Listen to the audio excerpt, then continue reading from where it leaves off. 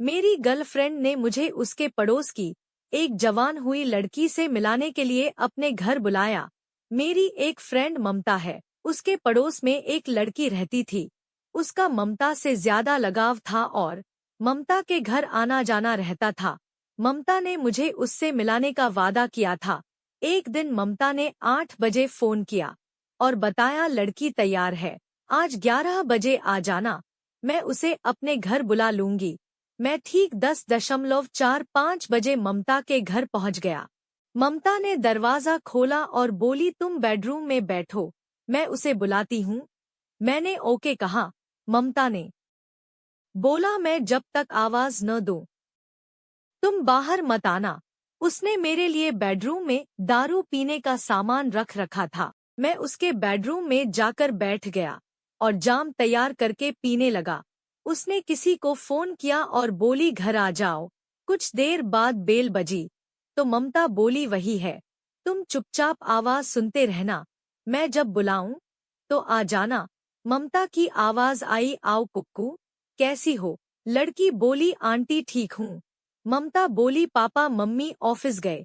कुक्कू बोली हाँ 9 बजे ही चले गए थे।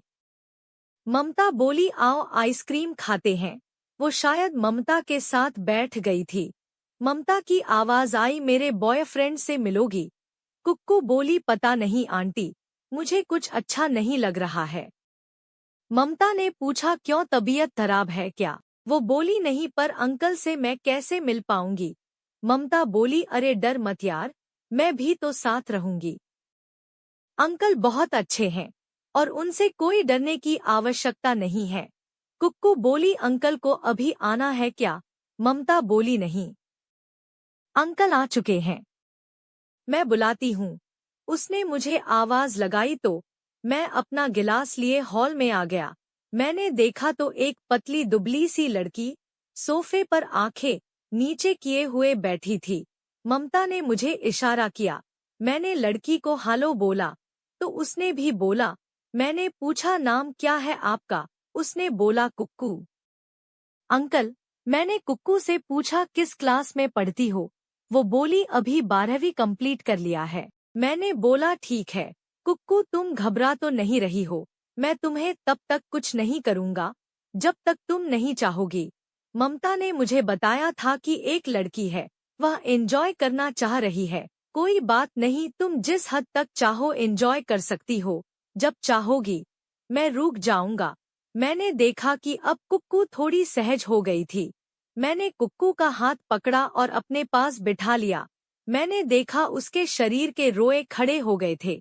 ममता उस समय किचन में चली गई थी। मैं ममता के पास गया और उसे थोड़ा सा नींबू फ्लेवर वाली वोडका पानी में मिलाकर कुक्कू को देने को कहा।